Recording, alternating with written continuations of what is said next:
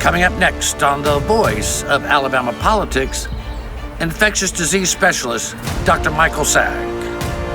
Also, the V team takes a look at the runoff between Sessions and Tuberville. And who's leading?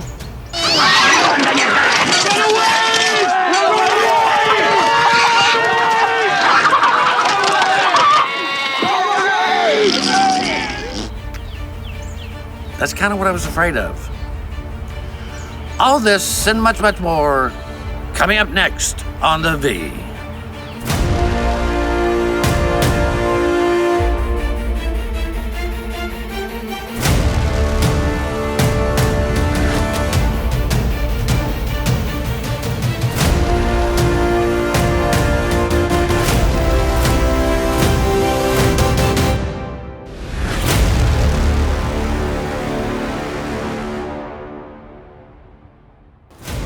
Welcome to The Voice of Alabama Politics, where we tackle the tough issues so you have the hard facts. I'm your host, Bill Britt, and today I'm joined by investigative reporter at APR and columnist Josh Moon, and Susan Britt, research guru extraordinary, my constant companion.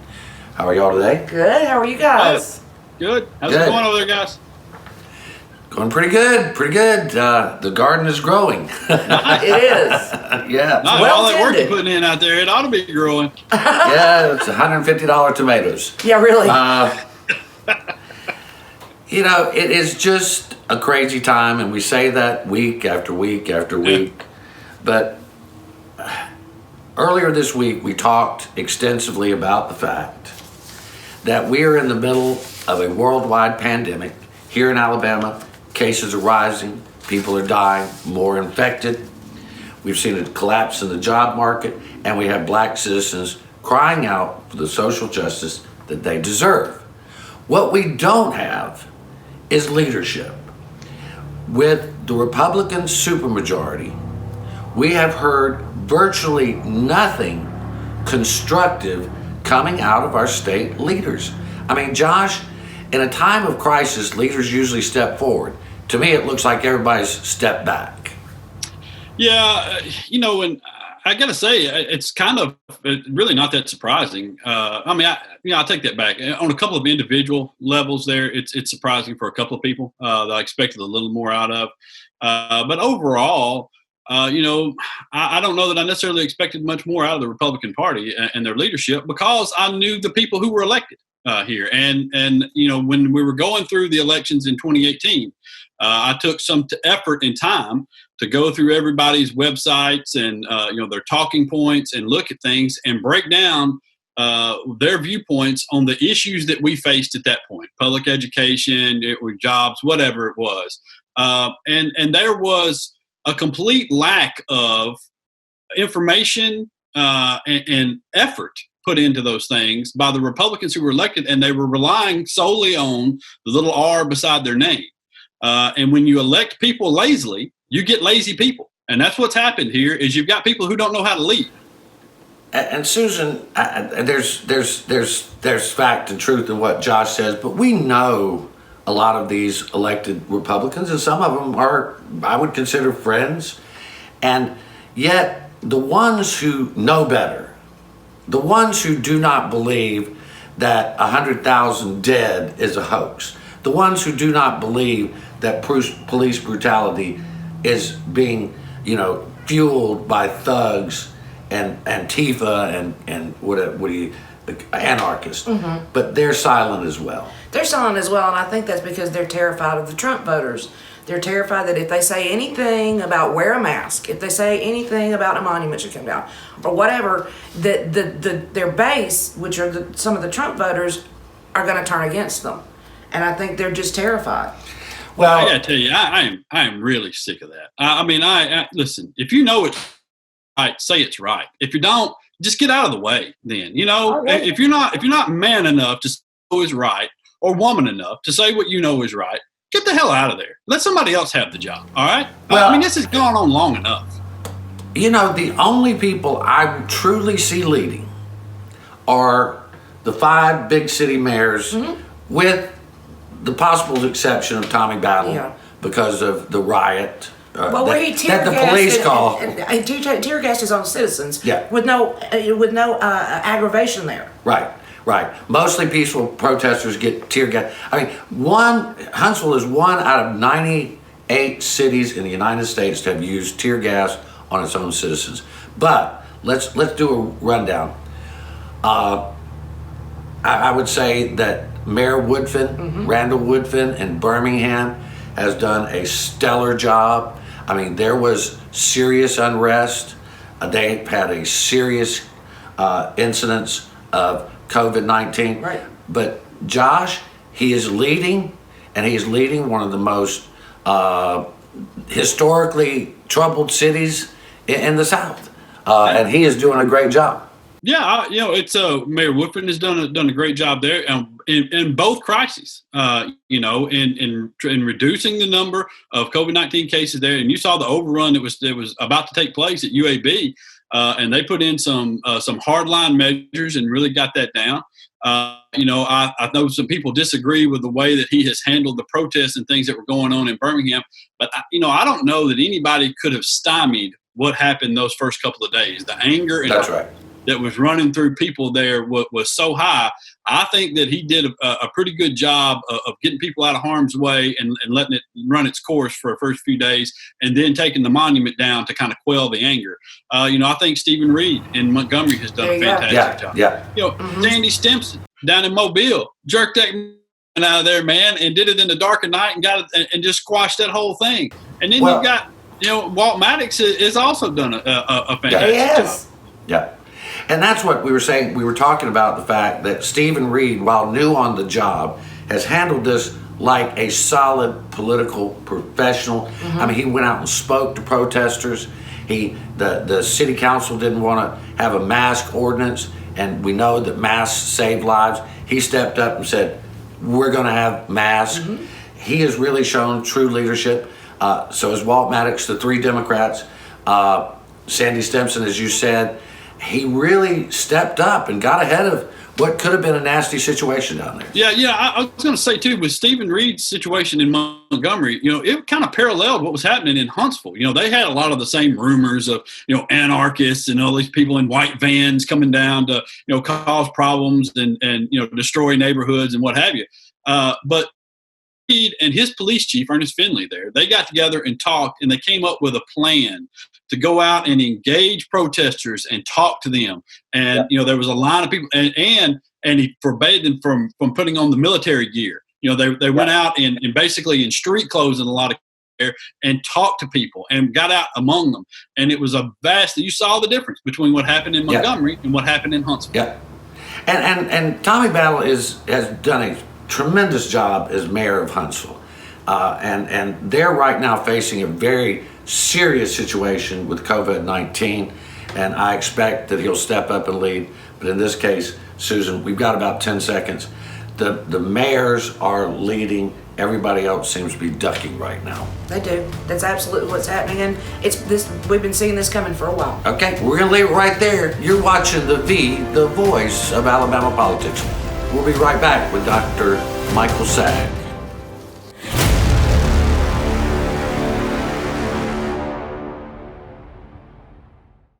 Thank you, Dad. Thank you for waking up early and staying up late. Thanks for putting food on the table and teaching us the importance of hard work. Thanks for playing and laughing and chasing and splashing. Thanks for the games of catch and the piggyback rides. Thanks for helping us with our homework and encouraging us and cheering us on. Thanks for showing us when to take risks and how to be brave. Thanks for just being there. Thanks for showing us how to pray and give and grow in God. Thanks for teaching us how to be parents ourselves.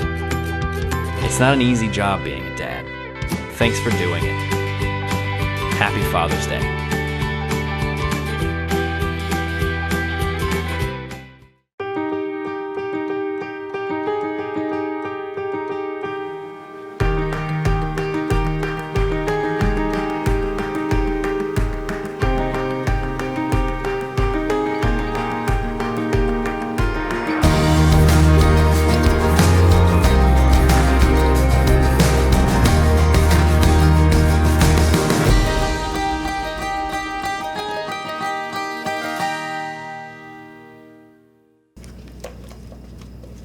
What are you doing today, babe? I thought I'd head down to the lake with the guys, do a little fishing. Of course, none of us will be wearing our seatbelts. I'll lose control of the truck, wrap it around a tree, and kill us all. Okay.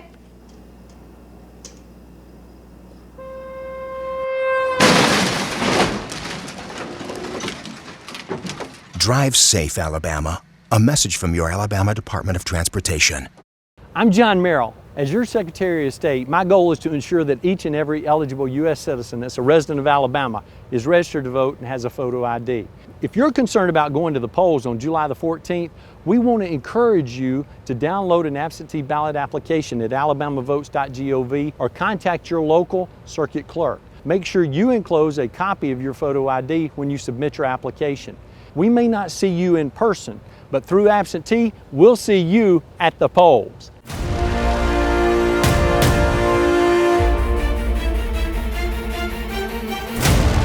Welcome back to The V, the voice of Alabama politics. Our special guest today is Dr. Michael Saag, Professor of Medicine and Infectious Disease at UAB.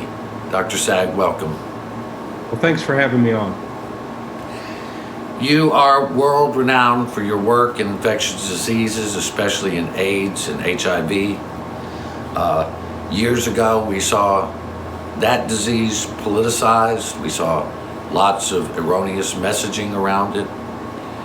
We have grown concerned that there are conflicting messages coming from our public health experts, our scientists, and politicians. Do you feel, in your expert opinion, that the messaging, the conflicts in these messages is causing more cases, more infections, and unfortunately more hospitalizations and deaths? That is, to me, one of the key questions, because we are seeing dramatic rises in cases throughout the country. And from my perspective, politics and public health do not mix. That's like pouring gas on a fire. The only thing that's really winning from that conflict is the virus. So what I think we need to do is come together as a community of the state and our local communities to get the messaging straight, to understand the basics of this virus and what we can do to mitigate its spread among our citizens.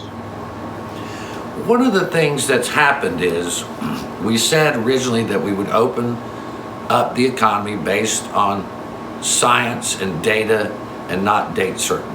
However, many states, including Alabama, have opened back up, and people have taken that to mean that everything is safe. I mean, a majority, I think, of people have said, well, okay, we're safe for now, and so I can go about my daily life somewhat like I did before.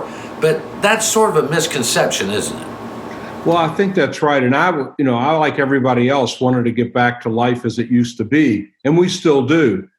Despite the fact that the numbers are rising dramatically in our state and several others, doesn't mean that we have to go back to full stay at home.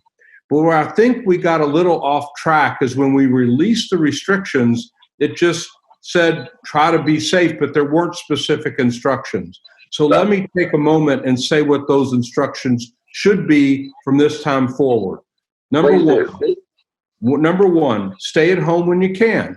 Number two, when you go out, have a mask with you. Make sure that you're wearing a mask. Why?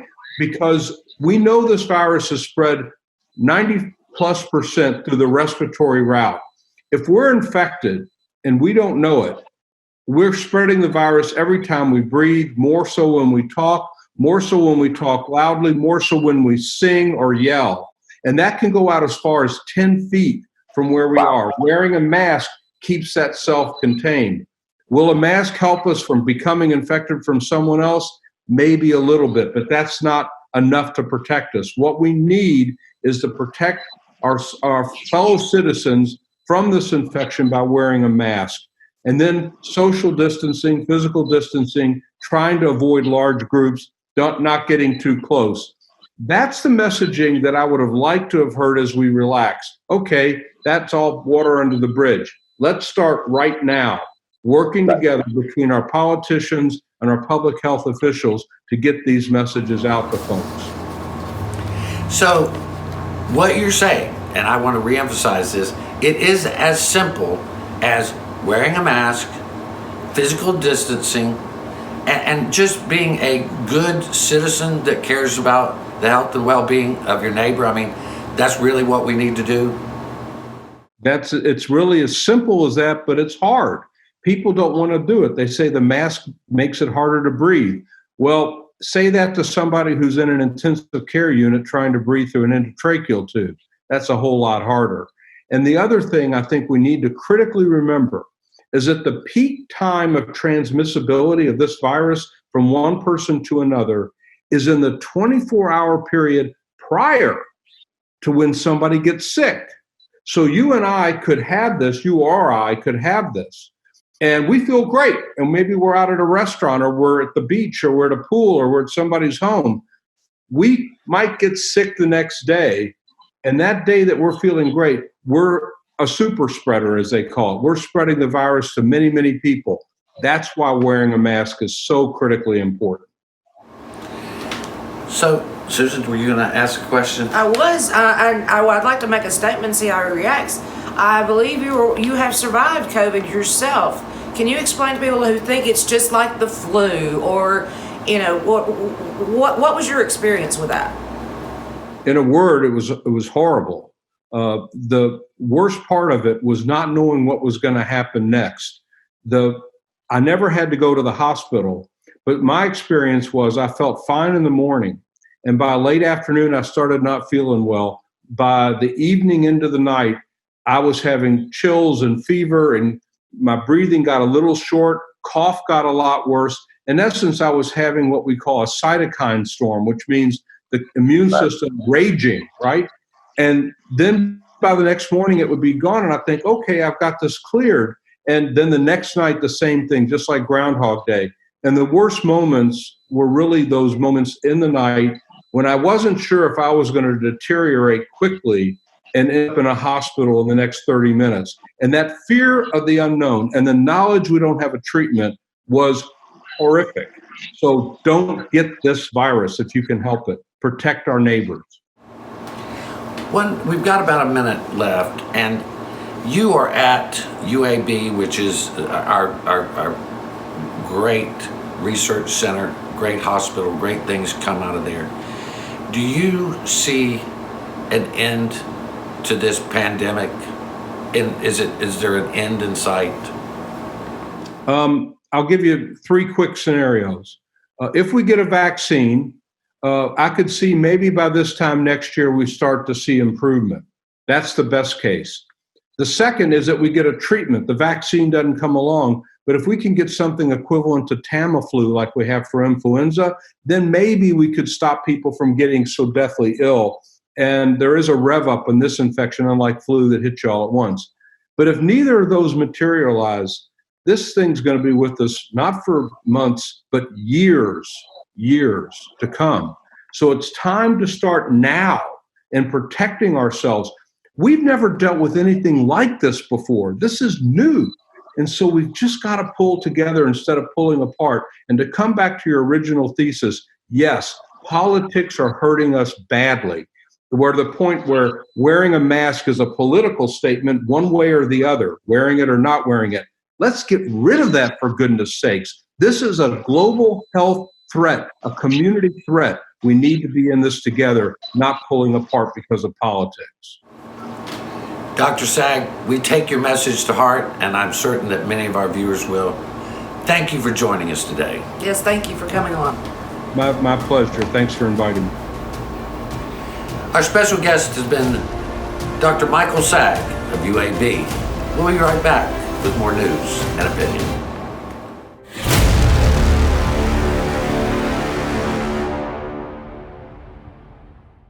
The Port of Mobile is a crucial commerce center for the entire state of Alabama.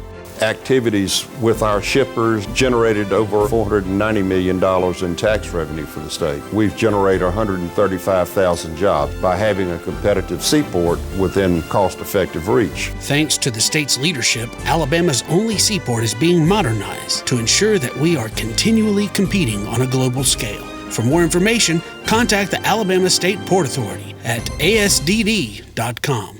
I'm John Merrill. As your Secretary of State, my goal is to ensure that each and every eligible U.S. citizen that's a resident of Alabama is registered to vote and has a photo ID. If you're concerned about going to the polls on July the 14th, we want to encourage you to download an absentee ballot application at alabamavotes.gov or contact your local circuit clerk. Make sure you enclose a copy of your photo ID when you submit your application. We may not see you in person, but through absentee, we'll see you at the polls.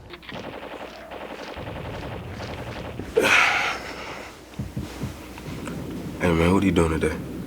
Playing the game. Thought I'd go out for a drive later maybe. Text some friends while I'm doing it. Scroll through social media.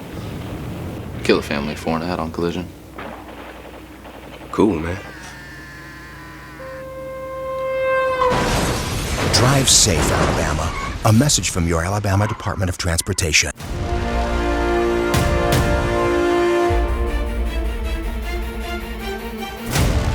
Welcome back to the voice of Alabama politics. Susan, our COVID-19 numbers are still going in the wrong direction. People are out acting like fools. They pretend this virus does not exist while more people are being infected or being hospitalized and are dying. And for the first time, Dr. Don Williamson, the head of the Hospital Association, said he was concerned that our hospitals might be overwhelmed. What do we see? Right now, we're seeing this week, our case numbers are about at 27,796 positives. You can say maybe that's because we're testing more, and that's fine. However, when you look at the hospitalization numbers, we had 2,373 people hospitalized since March 13. What's happening is Montgomery and Tuscaloosa are basically at their limits, and the health officials say, well, the hospitals just really can't handle that much more. Over the past 2 weeks, more than 9,000 cases were confirmed, which is roughly a third of the state's total case count in 2 weeks. 2 weeks. 67 counties Thursday had high rates of COVID let me skip that. Finally, the thing is that right now during the summer, we thought we'd be at a lull. We thought we'd be able to prepare, get more tests in, get more PPEs prepared, get the ventilators or whatever. But the numbers are not going down; they're going up, which means that by the time we get to flu season, if this first wave hasn't found a plateau, we're going to be in real trouble. And the thing is it's not more testing. Our health professionals, including Dr. Harris, the public health officer for Alabama, has said, Josh, it's not more testing. It's more people getting sick because they're not following the rules. Yeah, I mean, have we tried putting the light inside the body? I don't know if, but, in all seriousness. There are people drinking Clorox, though. Yeah, well, that's, you got to get it right inside there. That goes to IQ level, so. I think this is indicative of what happens when you tell people, all right, we're reopening because you've done a good job here, okay?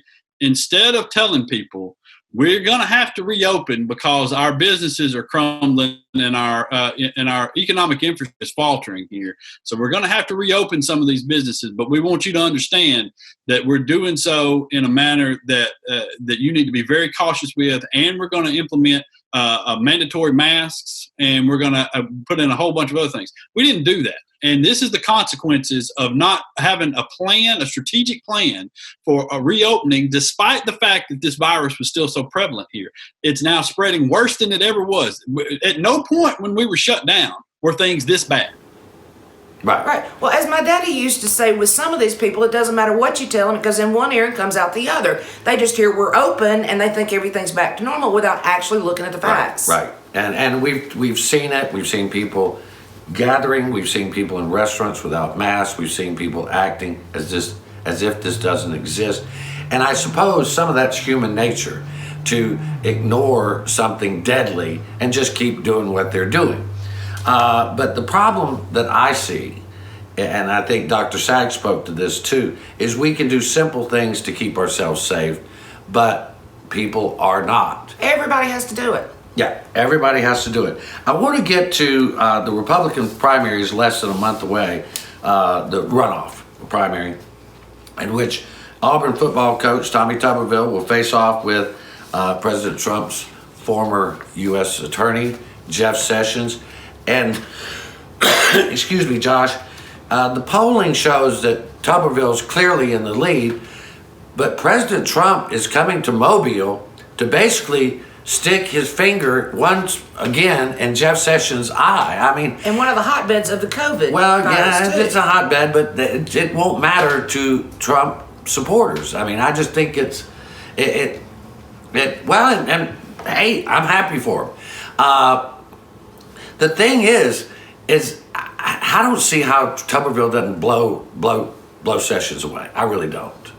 Yeah, I think it's becoming more and more obvious that that's probably going to take place, just because for whatever reason Trump is still very popular here among that voting sect. And you know, on the one hand, you know, it's disgusting and it's despicable, and to do the whole thing, you know, I get, you know, angry. On the other hand, it's happening to Jeff Sessions, so I can't be all that angry. You know, and so it's really hard for me to be honest. And listen, I know this incarnation of Tommy Tuberville is crazy, and I don't know what he's doing with some of the racist comments that he makes there, and I think he's really upset a lot of his former players. But I also covered Tommy while he was at Auburn for a little while, and I liked the guy while he was there. He was a very personable guy. I can understand why people gravitate towards him when you meet him. You know, he is a personable guy. He doesn't know anything about politics or anything about governance, but you know, I guess that hell Has that stopped anybody before? You know, I mean, we don't elect people because they know what they're doing. We elect them because we like them. I mean, right, that's the way most and you see people the look. results of that currently, right? Exactly. I to paraphrase one of the great American writers, I say, you know, a trip to the local Walmart should convince you that probably voters electing politicians is not the best idea. But anyway, bless his heart. That's what we got. I guess at times I feel like an elitist, but it's only because we see these people up close and personal. I mean, the only reason Jeff Sessions is running is because he wants to reclaim his legacy. Well, I hate to let Jeff Sessions know. It's not because he said it to people when he decided to run. He wanted to protect his legacy. We don't care about your legacy, Jeff. Nobody cares about your legacy except you. Not one of these people is running on an idea of something they can do for Alabama. Not one. No, Well, of course not. There is one. There's the guy currently holding the office. Well, yeah. There you go. There you go. And he is getting some work done. And he's actually Been leading. Which is, you know, in a state that seems to be not even evenly split over Democrats and Republicans. Our three mayors that are Democrats and our one senator that's Democrats leading. And Richard Shelby, as always, is making sure Alabama gets its share of money. And I am thrilled because Richard Shelby works quietly in the background and makes sure that all Alabamians get some taste of what's coming out of the federal government. Sweet federal dollars. Yeah. We love them down here. We're going to have to leave it right there. You've been watching the voice of Alabama politics. You watch us because we watch them.